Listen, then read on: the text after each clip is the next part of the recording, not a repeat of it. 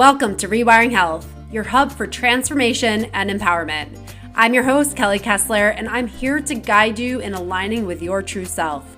Discover the freedom and vibrancy within you as we release patterns of self-abandonment and transcend the health impacts of stress.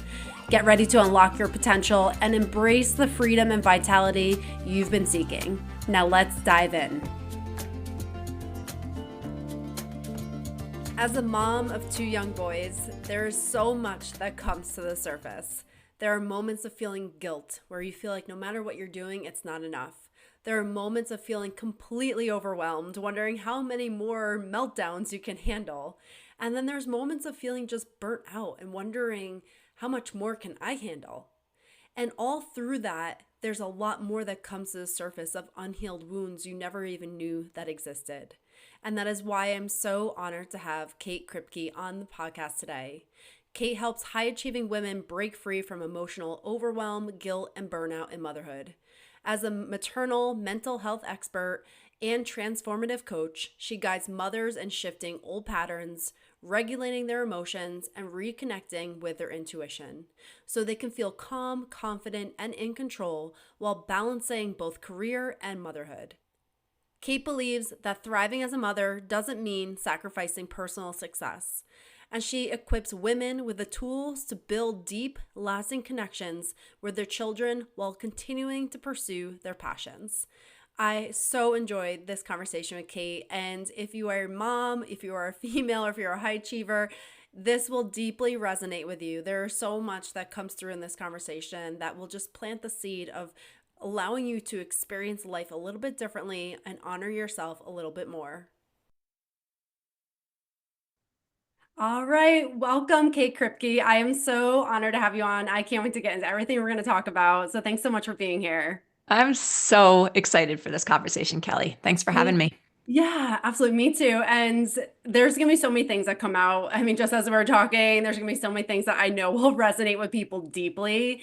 And one thing I just want to start with is something that I've experienced, and I think almost every single mom has probably experienced this, is that sense of mom guilt that you're trying to be a mom. You're trying, many moms are working moms now, and you're trying to be a wife, and you're holding down all these roles and yet feeling like no matter what you do, you're never able to be enough in all those roles. And so we carry so much guilt with that. Can you speak on that? Like, why are we experiencing so much guilt when we are exhausting ourselves, putting so much effort into everything? It's such a good and profoundly important question. And I think I want to break the answer down into two pieces, if that's okay. Yeah.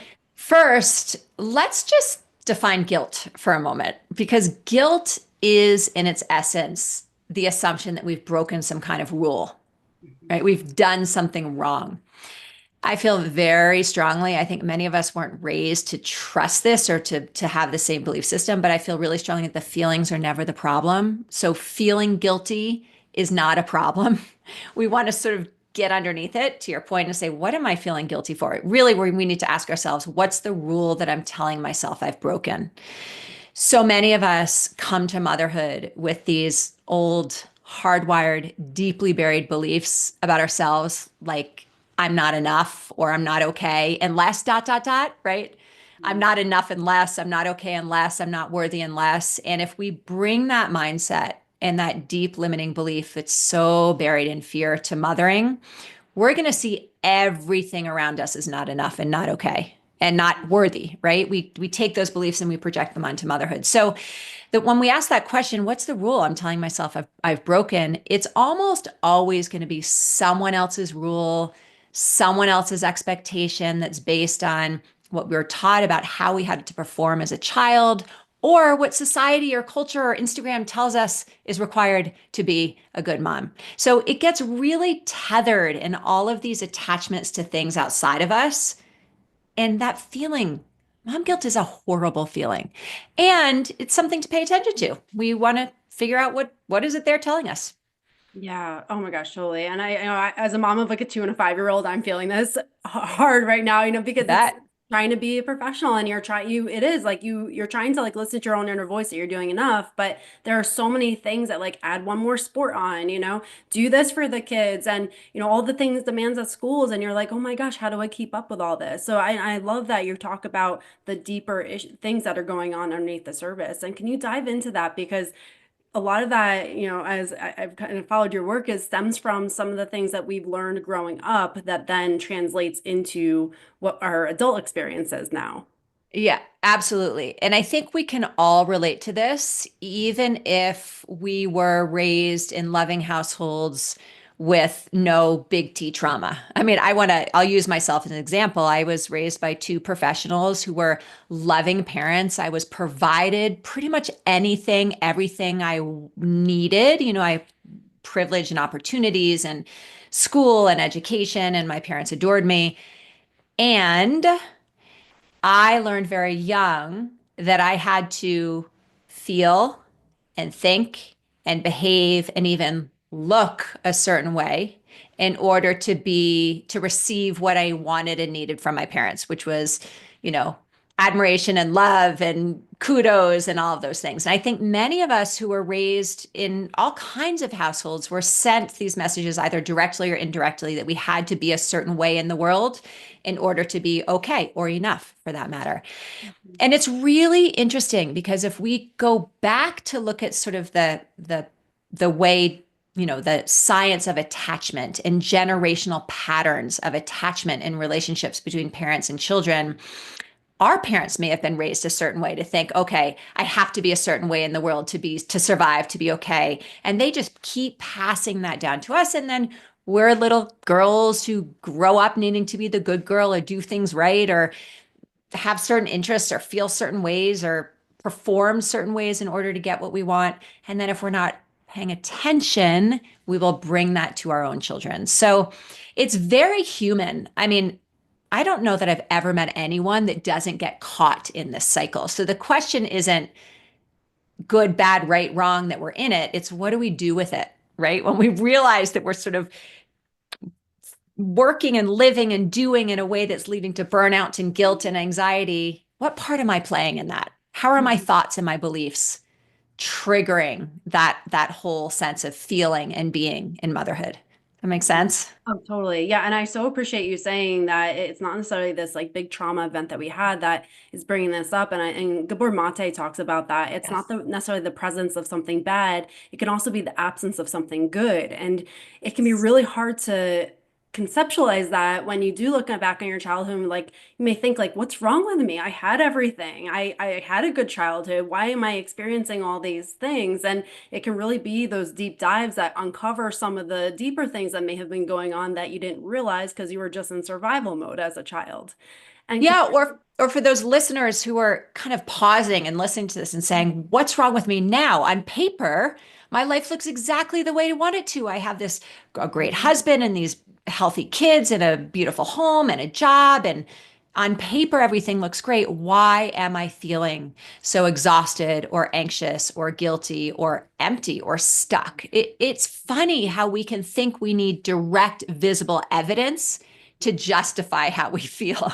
And a totally. lot of the time, it's just in the air. It's just behind all the energy of the thinking and the beliefs that we bring to the table. Absolutely. Do you mind just sharing a little bit your story? You talk about, you had good parents and everything. Can you talk about, when did you start to realize some of the things that maybe were unconsciously passed on to you and how they were impacting how you were thinking or behaving or your belief system? Yeah, a great question. So I was raised in New York City by two lawyers. So both my parents were very invested in their careers. Super close with my mom. My mom, actually, side note, she passed away 8 years ago from a stress-related illness, which is an important fact here, Mhm. because the last time I saw her, I was driving her to the airport from Colorado, where I live. She was going back to New York City, and she turned to me and said, "I have been running for class president every day of my life," and she was 71 years old. So I was raised by a mother who everyone loved. I mean, everyone wanted my mom to be their mom. She was so, alive and vivid and breaking glass ceilings and doing all these things. However, as her daughter, I felt her anxiety. I felt this need to be better than she was all the time. And not just to feel better necessarily, but to do better, to do more, to continue to impress people, to continue to, you know, expand her goals and achievements. And it was amazing to watch and very inspiring, but she also never sat still. She also, she would say to me, please relax and rest. But then I'd watch her never slow down, right? So I had tons of anxiety as a child, very severe panic attacks growing up. I was prescribed Xanax when I was 18, and I took it every day for 18 years, which is not the way benzodiazepines are supposed to be utilized. So I sort of grew up in this air of anxiety and push and achievement, and it really impacted how I felt. I ended up, when I had my first daughter, having very severe postpartum anxiety. Side note, when I decided, my husband and I were talking about getting married, and my husband, who at the time, this really pissed me off, by the way, Kelly, but he was like, I want to know who you are when you're not taking the medicine. And at the time, I was like, I am who I am because of the medicine. But I will tell you now, that statement was very hooked in to these Mhm. fear-based limiting beliefs I had about myself, that I wasn't capable of moving through the world and feeling the way I wanted to feel without the medicine. I was very convinced of that. And I believe now that that is part of the problem. However, I did go off the Xanax. I did develop during that time other techniques. I was sort of doing all the right things. I started meditating. I, had a therapist. I was doing yoga. Of course, still had those limiting beliefs. So that's important to recognize. Had my first daughter, had severe postpartum anxiety, kind of moved through that stage. By the way, I was doing this work at the time. So that's another thing for us all to remember, that we can know in our head what to do and advise other people and not be doing it for ourselves. And that was very much my situation. When I had my second daughter, first daughter was 3. My daughter's now 16 and 18, by the way. But when my second daughter was born, my first daughter was 2.5. My newborn, this was probably when she was about 4 or 5 months old, my newborn. And I remember this sense of needing to get all the naps right and needing to make sure that my older toddler was always okay and steady and calm and well behaved. And I was putting my baby to bed, nap time, and in comes my toddler with a drawing to show me. Big smile on her face, all excited. Mommy, mommy, mommy, look at my drawing. And I lost it. I remember screaming so loud that my throat hurt. Of course, I was scared she was going to wake up the baby. Meanwhile, you see what's happening, right? Now I'm waking up the baby because Yeah. I'm screaming. Mhm. And I remember her looking, she was terrified. She looked at me with just eyes of terror. And it was that moment, honestly, Kelly, where I was like, wow, something needs to shift here because I'm so preoccupied by getting it right, having my baby sleep exactly at between 1 and 3 p.m., having my toddler be the perfect, well-behaved child that she never, and I got away from what matters most, which is the connection and how I wanted to feel. So that was really the moment where I decided I needed to figure out a different way. It wasn't going to be medicine because I knew there was something. I'm not opposed to medicine, but I knew that there was something else happening. I needed to find it from the inside.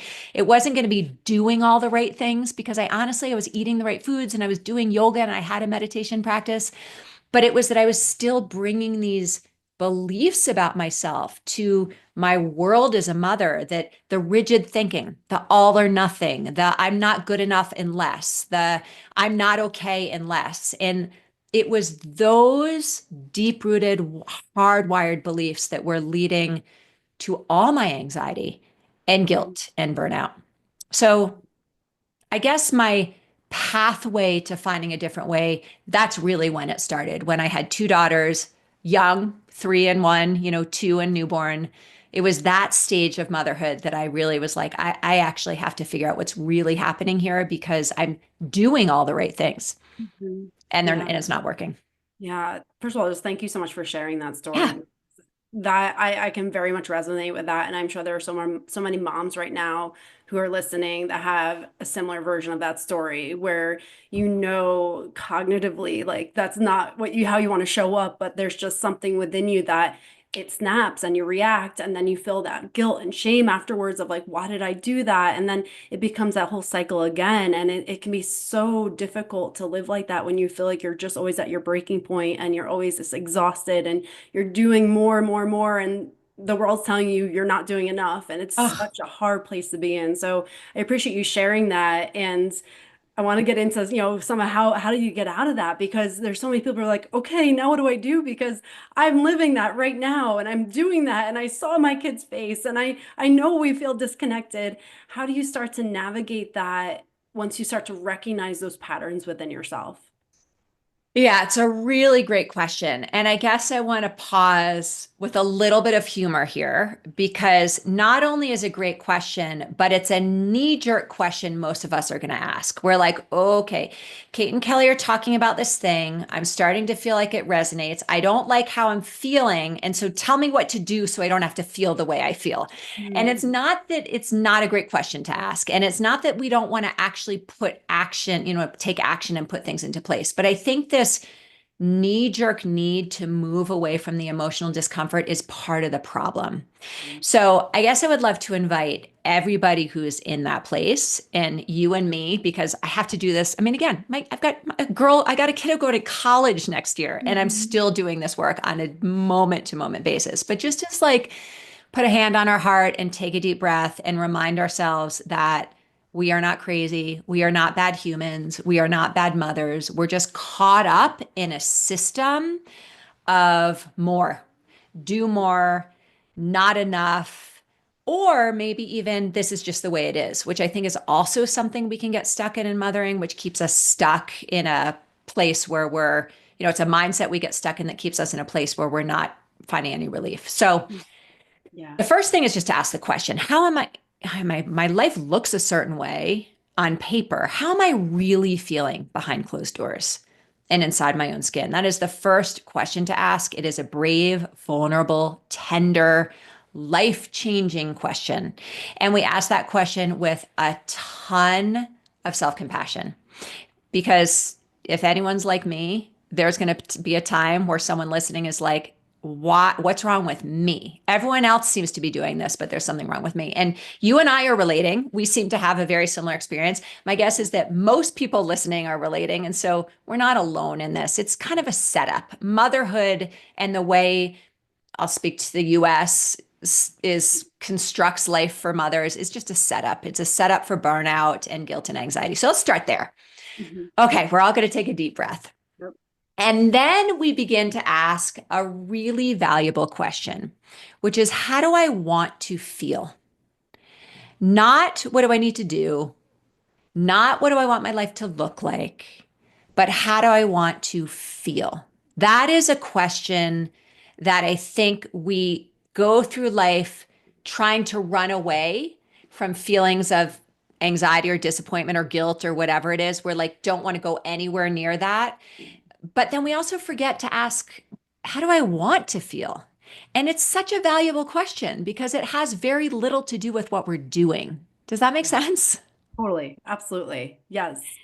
It's really interesting when I ask myself that on a regular basis, when I ask my girls that, when I ask my clients that, people sometimes there's a double take. Like, what do you want to mean? What do you mean? I want to feel like I don't have so much on my plate. No, no, no. That's a thought or a statement or reflection. How do you want to feel? Oh, I want to feel connected. Yeah. I want to feel peaceful. I want to feel confident. Okay. If that's the way you want to feel, then we actually have to go back and redesign, reframe some of the beliefs that you have. One of the things that I think happens so often for us is that we know what we need to do. Put our own oxygen mask on first. I mean, how many times have we heard that? Take Mhm. better care of ourselves. Yep. Take a deep breath, Mhm. get down at our child's level. But if those deep beliefs we have, if the stories that we've been told about ourselves and what is and is not possible in motherhood is incongruent to self compassion and self care, we will not be kind to ourselves and we will not do what we need to do to build resilience in our brain to stress. Because if we believe we're not enough or not good enough, or we're supposed to be holding it all, or good mothers do everything and never ask for help, if that's our belief system, the doing that we need to do to get to the other place is going to not last for very long because it just is a mismatch. It's incongruent. I kind of went in multiple directions with your question, but I Yeah, guess no, it's right on. And there's just something I want to highlight with what you said, because I think this is so key, is that, when we say, okay, how do you want to feel? Often we do respond like, I don't want to feel this way. But when you say I don't want to, the brain only hears all those bad things. So that's where the subconscious mind comes in, because you're just enforcing all those beliefs of how you don't want to feel, rather than like, what do you actually want to invite in your life? So it's small, but it's so big. one of the things I hear a lot when I ask this question are things like, I want to feel peaceful. I want Mhm. to trust that my kids are okay. I Yeah. want to feel steady, even when there's a ton of uncertainty and unpredictability. I want to feel joyful. I want to feel free. That's another word I hear. And then when we start digging into, okay, tell me what your beliefs are about motherhood. Tell me what did you learn about what it means to be a good mom? I hear things like, well, motherhood is really hard and exhausting all the time. I hear, um, I hear the mom is the one that has to do everything. Mhm. I hear things like, well, good moms sacrifice themselves and always put their kids first. And then you ask the question again, well, how do you feel now again? Oh, you feel guilty and you feel burnt out and you feel emotionally exhausted. And it's sort of like you're not going to not feel those emotions and those feelings in your body if you commit and stay so attached to those beliefs, because the beliefs don't allow for the feelings you want to feel. Yeah. So then the question becomes, okay, if you want to feel peaceful, if you want to feel connected, if you want to feel grounded, if you want to feel all these things you want to feel, what would you need to believe was true about yourself or motherhood in order to have access to those feelings? And now we get to start kind of opening up our perspective to all these other ideas about what might be possible for you in motherhood, regardless of whether you're a stay-at-home mom or a working mom. Mhm. So it's reflection and curiosity, right? Hmm. Absolutely. And then that just allows for more expansion of like, okay, what could happen? Where's the growth and how can we change this, rather than like staying in this like constricted place of just perpetuating the same feelings that we often are experiencing, and then the same environment, and then the same experiences for our kids over and over again. So yeah, I mean, it's so powerful. One thing as you were speaking that just came to me is that when we start to see some of these things that are going on within us, and we start to uncover some of these beliefs, and we can start to kind of trace it back to some of the things maybe we experienced in childhood, how do we get out of that cycle of maybe overthinking it and trying to do things maybe opposite of what our experience was, so that we don't can carry on these generational things onto our kids? Like, how do we start to be the one who breaks that within ourselves without getting so caught up in being the opposite of what our experience was? Love this question. So, any rigid thinking is fear based thinking. Hmm. So, when we go, I'm to that place of, I'm never going to do that thing, or I'm always going to do this other thing, we're just recycling the same limiting belief and the kind of attachment trauma that comes with that, but just from a different perspective, right? So we really want to be paying attention to context and values and feelings versus doing. This Hmm. happens all the time, right? If someone has a parent, let's say someone was raised by a mother who was really emotionally unavailable. Maybe she was working all the time. Maybe she had her own mental health challenges. Maybe she had gone through her own divorce or was having her own struggle. Maybe there were so many kids in the family, but something that was going on where that mom was really unavailable emotionally. And by the way, what I mean by that, Kelly, is healthy and steady and present enough to stay with you when Hmm. you were feeling the whole gamut of feelings. That's what I mean. If she wasn't emotionally available for that, and you sort of have this experience of having been abandoned or not getting what you needed in life, and you then become a mom and you're like, there is no way my child is ever going to be feel abandoned by me. I am always going to be available for them. Mhm. You know where this is going, right? Oh, And then we totally. have a child and we are so afraid to disappoint them. We are so afraid to quote unquote cause any pain or distress. We are so afraid to lead their side because we're worried they're going to feel abandoned that we uh, create a different unhealthy attachment with our child, which is more of an anxious attachment. We may have had a more avoidant attachment with our own mom. We may have created this anxious attachment, and we're afraid to ever have that child out of our sight because we're afraid that they're going to feel distress. Also, not helpful. Mhm. So again, I would go to the feeling. How do you want to feel? And then I would go to the science. What we know from secure attachment, all the data around secure attachment, which is very different than attachment parenting, just to be clear, because people will also often confuse attachment parenting with the theories of attachment. Mhm. Secure attachment, which really just means that I am a parent who is healthy enough in my mind and my belief systems and my psychology. I can tolerate and regulate my own emotions. I've taken care of my body so that I feel energetic and resilient enough to stress that I can stay steady even when my child's having a hard time. Mhm. If I'm going to lean in towards that, if I'm going to be that parent, I'm neither going to be totally unavailable or available all the time. Mhm. Secure attachment requires that we can both separate and connect. And so it's sort of that concept of moving from the either or to the both and. Mhm. Many of us were not raised to believe that that's okay, that we don't have to choose. Mhm. Our nervous systems love when we give ourselves permission to feel it all at the same time, to, you know, not have to choose between being one in one box or another box. Mhm. Yeah, absolutely. And what I've heard from you throughout this is that it's so important to be connected with your emotions and understand your emotions. And I want to dive deeper into that because often maybe, that example again, if you have a parent that was very distant, not really emotionally available for you, that it can be really hard for you to be in touch with your own emotions because maybe you've disconnected from yourself in order to adapt to that environment. How do you then start to get connected to your own emotions and really be authentic in how you feel and express that?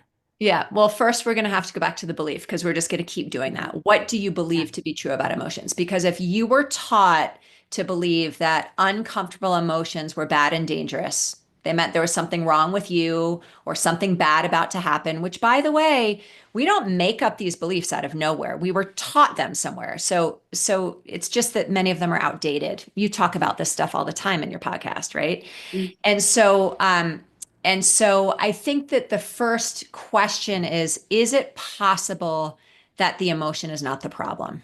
Mhm. What if the emotion wasn't the problem? The emotion itself is just our brain taking a conscious or unconscious thought or belief and releasing chemicals into the body to either get ourselves ready to fight, flight, or freeze, or to rest and digest, right? That's what a feeling is, just what we feel in our body, the physiological sensations that come with the way our brain is interpreting a situation. And again, sometimes this is all happening unconsciously. We're not aware it's happening.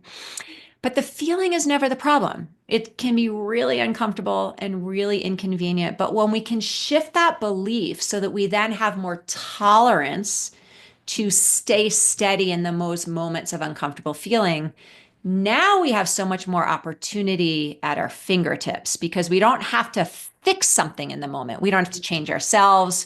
We don't have to micromanage other people. We don't have to fix something as if there's a problem. We can just pause in the moment. You know, the science tells us that when we let ourselves feel a feeling, it comes and goes in 90 seconds. Mhm. Usually we fuel that with all kinds of stuff, which keeps it Yep. around. But again, I think we're going to go back to what are you telling yourself about the feeling you're feeling? And we have to start there. Yeah, absolutely. Yeah. When we, I mean, I'll kind of teach you and your audience something that I call the three C's, which is a way to move, because I think people like some framework and practice. Would it be okay if I just Yeah, dove into absolutely. that real quick? Yeah, absolutely. So many of us were feeling, let's say, anxious or scared or angry or disappointed or sad, and we don't like the way we feel. And one of the things we want to make sure we understand, we want to help our kids do this. We can't help our kids do this unless we know how to do this ourselves first. But is that there's a way to feel a feeling and not get caught up in the experience of the feeling.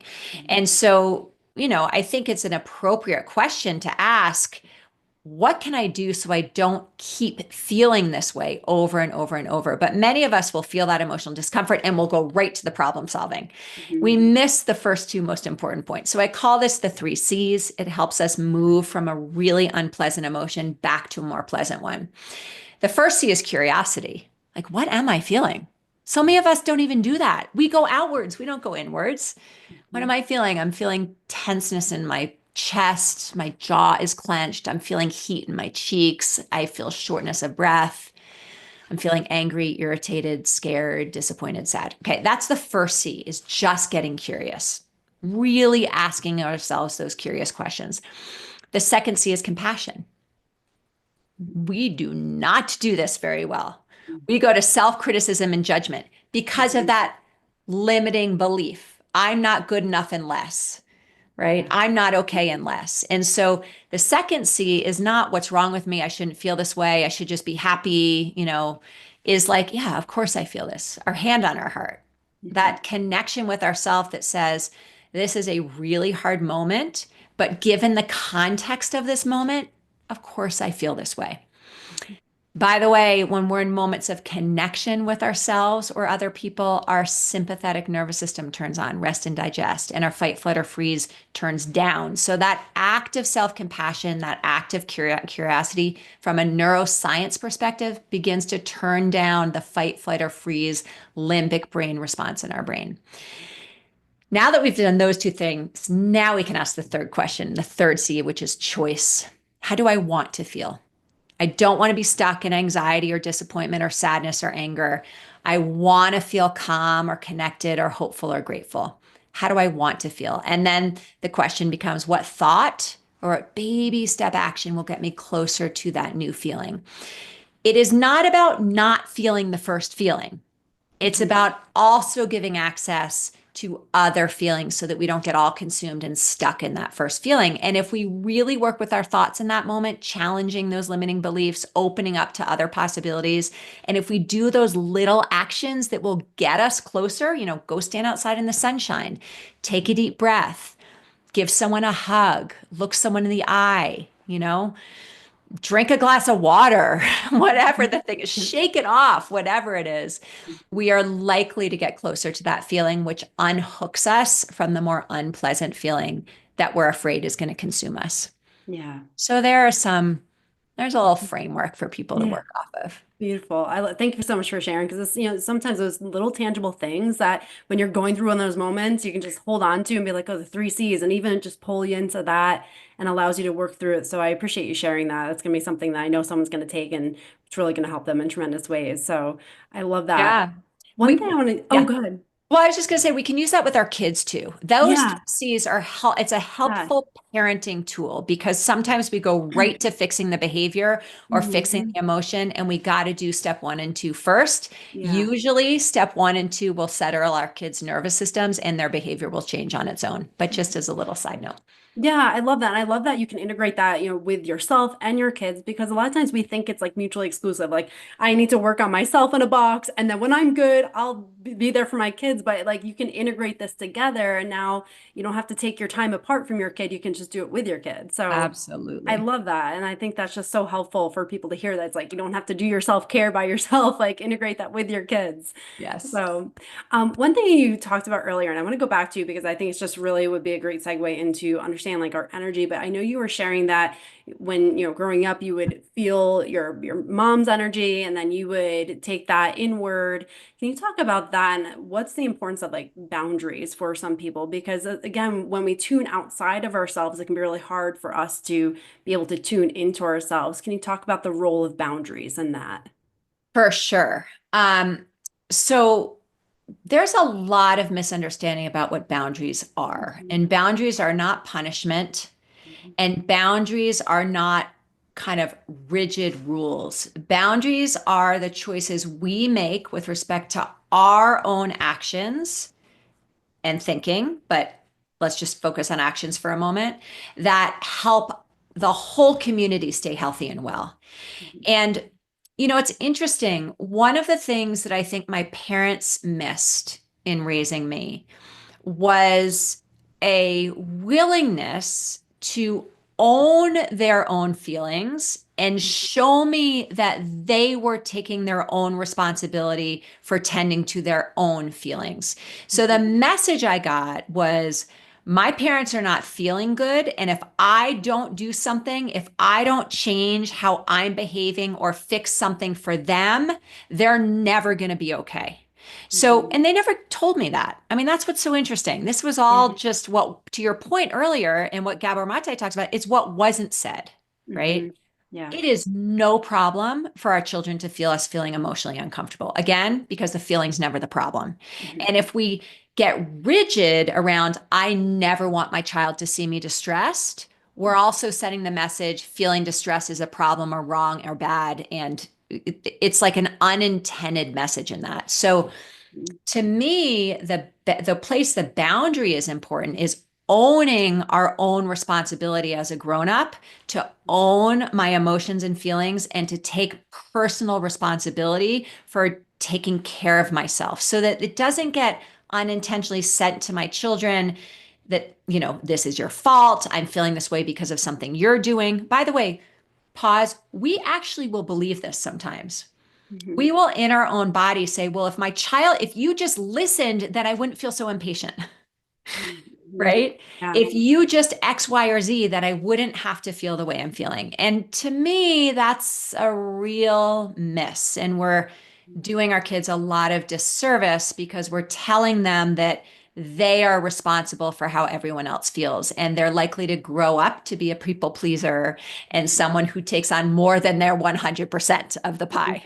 Mhm. So the boundary in this example that you're asking probably looks something like, wow, I am naming it to tame it. I am feeling so irritated right now. Hey, I'm feeling sort of sad today. I am feeling really anxious today. I'm not quite sure why. And today, just so you know, kiddo, however old you are, by the way, we can do this with infants too. We can just talk to them. Today, I'm going to move a little bit slower. Today, I'm actually going to take some time for myself. I'm going to get you a babysitter. You're going to be with daddy or you're going to be with whoever so that I can take some time to get outside and move my body. I'm going to make sure I eat healthy today. I'm going to take some deep breaths. That we're really modeling it's okay to feel what I'm feeling, and I'm going to take care of myself around that. So, does that answer your question as far as Yeah. boundary? I think Yeah. we want to be Absolutely. authentic but not transparent. And if there are no boundaries, we're just spilling our emotions all over the place without any willingness to take responsibility for them. Sorry about that. Mhm. Yeah, no, absolutely. And then I love that example of just, the communication that you can have with your child in that moment, and that you are responsible for your own emotions and recognizing that. And then it also teaches the child that they're not responsible for other people's emotions, which again, what you say very much resonates with me. There, many things that I've experienced in that same area of that. It's challenging when you haven't had that modeled before you. So I And know, it's challenging if you believe yeah, that the emotion is bad. I mean, it's yes. really hard. It's going to Yeah. be very difficult to use those words or show up that way if that way of moving Mhm. forward is incongruent with the belief system that you have. Totally. Yes, I love that. And that's and my let talks about that most things are caught, not taught. So you can tell your kids as much as you want to tell them, but until you're actually embodying that, there's not going to be nothing that's learned from them other than what you're still struggling with. So it's Yeah. absolutely beautiful. I want to going off of that. You talked about something else, and I wanted to touch back on that. Is that you talked about the doing that, I'm doing all the things, all, we can get so caught up because social media has all these things, 3 things you can do for this, 7 you can do for this. And you could have your checklist of all the things, and you can look back on your day and be like, I did all the things and I feel no different. Can you talk about the difference between doing and actually embodying and experiencing. Yeah. Great question. And as you're saying this, I'm realizing, I mean, it's really, we have to be willing to feel the hard things because you say that, and I'm like, oh, I think I just posted something yesterday, 3 things you can do. I mean, this is Mhm. how Yeah. embedded we are in this Mhm. culture. Even those of us that are Yeah. really wanting to change the language and shift the tone are caught up in these things. It is everywhere. Can you tell me your question again, just so I can find the best Yeah. way to answer it? Yeah, absolutely. With social media and everything that we get bombarded with, it's all these things like, here, you need to do this, to Yeah. feel this way, you need to do this. And then you could have your checklist of 20 things and you could do all 20 things. But at the end of the day, you may feel no different or you may feel worse. You talk Yeah. about the checklist, doing it versus Yes. actually feeling it. Yeah, great. I want to introduce the difference between the what and the why. Hmm. So, what we do does not really matter. Hmm. Why we do it matters. I had a experience probably 7 or 8 years ago where I founded and ran a parent and family wellness center here in Boulder. I ran it for 15 years. And I had a very hard week at work with clients. And I said, I am going to take a self care day. I'm so excited. I'm just going to take a mental health day. I'm going to take a self care day. I blocked out my entire schedule. I scheduled like breakfast with a friend, a hike, yoga, massage, acupuncture. I was like, I am just going to do it. At about 4:15, I came sprinting into my acupuncturist appointment, 15 minutes late. Hmm. I'm like, okay, I'm here. And she Hmm. looks at me and she goes, how's that self care day going? Hmm. Because I had brought this same mindset Hmm. to my self care day that I Hmm. did to everything else. Yeah. And it's interesting when we slow down and actually look at what's the common denominator here. I mean, a massage is different than 5 hours of back to back psychotherapy sessions with my clients. I get it.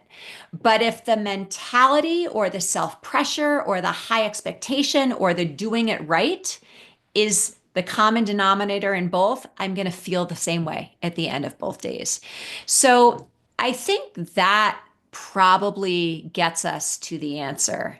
And Hmm. it's sort of like, okay, if we're doing all the right things from an intellectual place because we think we should, but we're not actually checking in to see how we feel when we do those things, nothing's going to be very different.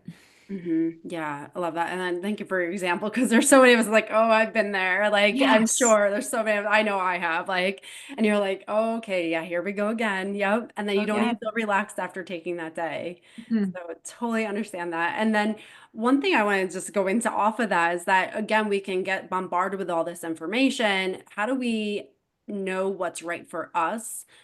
Because we can very much get caught up in the authority figures thinking that they know better than we do. How do you start to tune into your own filter to know like that's right for me, no, that's not right for me? Oh my gosh, we all get so caught in this. And this question is speaking to the woman who believes that everybody else knows, but she doesn't. That the answers lie outside of her in all of the experts and not inside of her. And this way of moving through the world again is born from a belief of I'm not enough or I'm not okay. Because if I believe I'm not enough or I'm not okay, why the heck would I trust myself? But Mhm. I'm not going to trust the person who isn't good enough and isn't okay. So I Mhm. want to just as a caveat remind folks that that's where the work has to start. Mhm. Always, always, always. I am going to really go back. I feel like I'm a little bit of a broken record here as I say that and then this next thing. But the question again becomes how do you want to feel? Mhm. How do you want to feel? And sometimes, so I remember, by the way, again, long time ago, but when my children were babies, there was this woman from Australia who was out there. We didn't have the same kind of intense social media that we have now, Mhm. although, of course, there was plenty of it. Facebook was still around, but there was a woman who claimed to be the baby whisperer, and she believed She had a whole system for how to translate your baby's cries, how to decode the cries. Mhm. And I, at this point, it was when I had postpartum anxiety with my first baby. And I, at this point, had a lot of anxiety, but it wasn't directly related to this topic, right? It was more related, she's not eating enough and she's not growing. And what if she, has autism and all of that stuff. But as far as this sort of meeting her needs in the moment, that wasn't my thing. Mhm. The moment I watched these videos, they were like DVDs. The moment shows how old I am. The moment I watched these videos, I started to second guess myself. Mhm. I'm doing this wrong.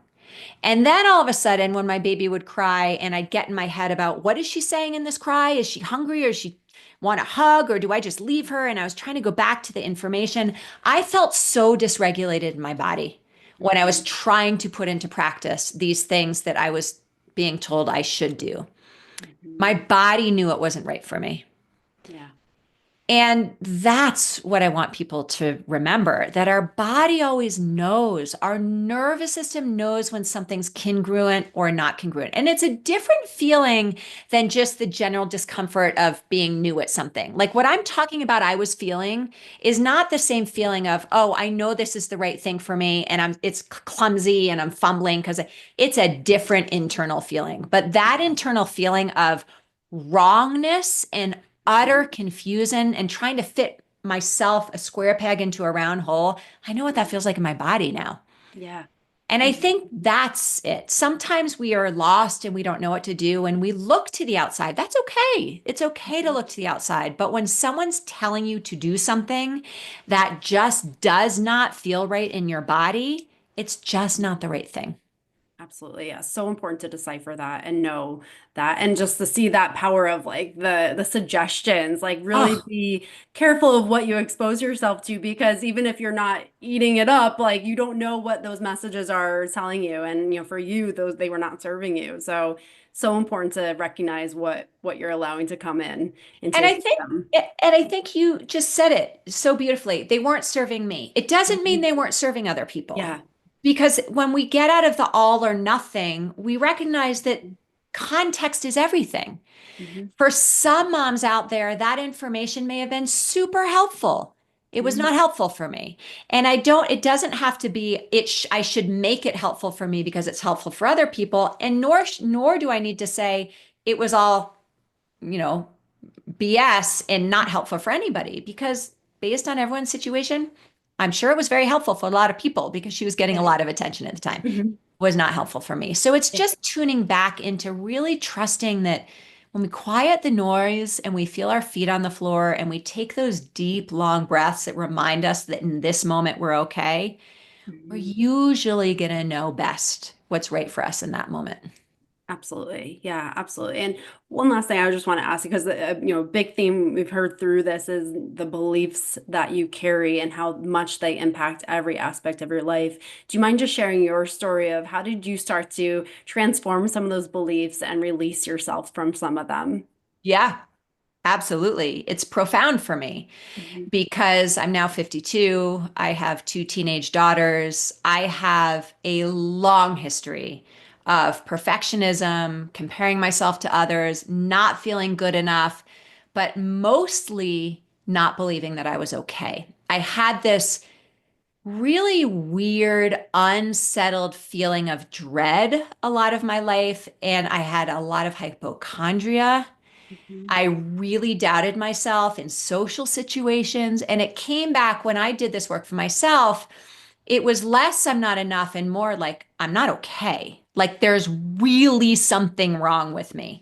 Mhm. Now, I've done so much work around this that I know exactly where that came from and exactly where both my parents felt like there was something wrong with them. So I do want to just little note here, let people know with giant hearts coming out of my head and so much self compassion. What you believe about yourself is what you will believe about your children and what they will believe about themselves. So we really want to look at this work that we're talking about today is profoundly important in service of our kids, not in just service of ourselves.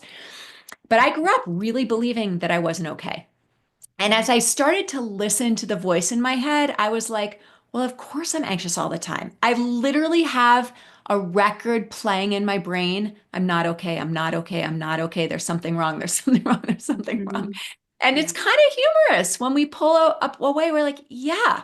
I mean, Mhm. how could I not be on the verge of a panic attack all the time? Mhm. How could I not be looking at my beautiful baby who's actually healthy as like, no, there's something really wrong with her. Mhm. Actually, the doctors don't know yet, but there's something really wrong with her. I mean, this sense of not okayness. So, Yeah. what I trained myself to do, which is sort of bizarre, but I will tell you, I still do it and it works, is when I'm walking, I walk to the mantra, I am okay. Mhm. I am okay. Now, my definition of okay is not, I'm awesome. It's not like, I got this. I'm good at this. I feel at the top of the world. It is literally my definition of confidence. The opposite of fear is not safety, it's confidence. It is like, I'm okay. I can do this. Even when I'm angry, I'm still okay. Even when I don't know the answer, I'm still okay. Even when I'm feeling so swallowed up by things I can't control, I'm still okay. And it's that mantra that I sort of hardwired my brain to believe. And then, of course, confirmation bias. When we tell ourselves something is true, our brain will look for all the evidence to prove that that's true. So, as I did that, my brain began to, rather than look for all the things that showed that I wasn't okay and I wasn't enough and my children were not okay, it looked for all the evidence to show me that I was okay and I am enough and my children are okay. And I've done that enough now that it's just, I've rewired my system. Mhm.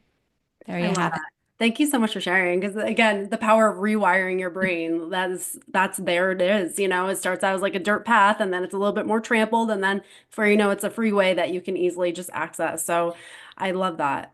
And it's the belief from the inside. I mean, I was someone who constantly needed reassurance. I mean, I took Xanax for 18 years. I Yeah. needed something outside of me to tell me that I was okay.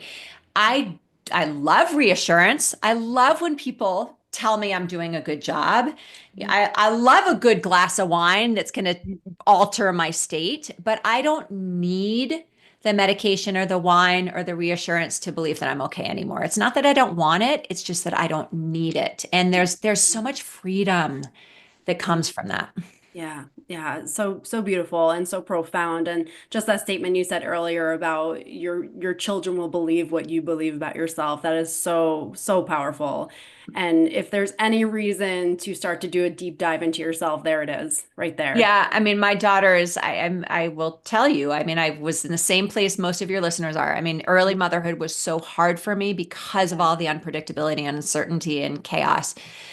My daughters are 16 and 18. My baby, who I had postpartum anxiety with, is going off to college next year. We had a family meeting on our 18th birthday where we were sort of family meeting. We were out to dinner and we were going around the table and we were each telling her something that we believed to be true about her.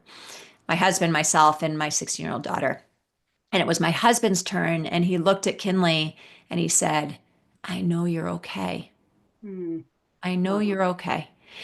And I know you're going to be okay. And this isn't, I mean, this is a kid that's a typical 18-year-old. It's not like things are going her way all the time. It's not like she feels awesome all the time. Yeah. But I know she believes that. And so Mhm. she's going to go to college and she's going to have all the same hard stuff that we all did when we went off for the first time, and her heartbreaks and her feeling left out and her feel struggling in school. And I do truly believe that she knows that she's okay. My 16-year-old is going off to Japan next fall, Oh, wow. fall of her junior year, to go live with a family and go to a Yeah. traditional Japanese school in some Mhm. rural part of Japan. I Wow. believe she knows that she can do Yeah. hard things and feel uncomfortable and still be okay. So yes, I think it is. If we want our children to feel that way about themselves and their lives, we have to do the work first ourselves. Yeah. What a testament to the work that you've done. And I so appreciate you sharing those stories. And it's through that you can really, you can see yourself in your own stories and hopefully realize that this is worth every ounce of effort that you put into yourself. So I so Yes. appreciate everything you've shared. And for someone who wanted to connect with you, where can they find you? Yeah, I'm going to send you two links Hmm. for your show notes. One is that I have taken my 20 years in working with this population. Really, all my work has ever been around maternal and child mental health. I have a 12-week program that's designed to help women move from emotional overwhelm and guilt and burnout to calm and confidence and connection. There's a masterclass I'll send you for your link that tells more about gives more detail on what we've talked about tonight, but also gives them more information about that program. There's a link to book a call with me in there if people are interested. I'm also going to send your listeners a link to a free resource. I created a 21-day Calm Mom Reset. One of the things that we do not always do so well in motherhood, especially when we're busy, is take care of ourselves and our brain. This helps moms create something called a non-pharmaceutical prescription for mental health that just builds resilience so that we can be more steady and present the way we want to. It's like having a coach in your pocket for 21 days, and I'll just send that link to your listeners, and they're welcome to try that on for size and start by building brain resilience by really accessing those things in motherhood that can be really hard to access when we are trying to do so much. So people can find me there, Instagram at Kate Kripke. I love connecting with people on Instagram. Yeah. Amazing. And I'll put everything in the show notes. So if Thank you're you. listening, definitely connect with Kate. And again, thank you so much for everything you shared today. So much value, and I really appreciate it. Yeah. Thanks for your time, Kelly. I love this conversation. And yeah, just a joy to be here. Absolutely. Yes, it's been a pleasure. Thank you so much for everyone who's tuned in, and definitely share this episode with someone who you think could really benefit from it. So thank you so much again. Thank you so much for tuning into this episode. If there was something in this episode that really resonated with you or a message that stuck with you, please share it with someone else. It's only through sharing these messages that we can start to rewire our minds to feel empowered and live the life that we truly desire. Please subscribe so you never miss an episode. And again, thank you so much for tuning in to Rewiring Health.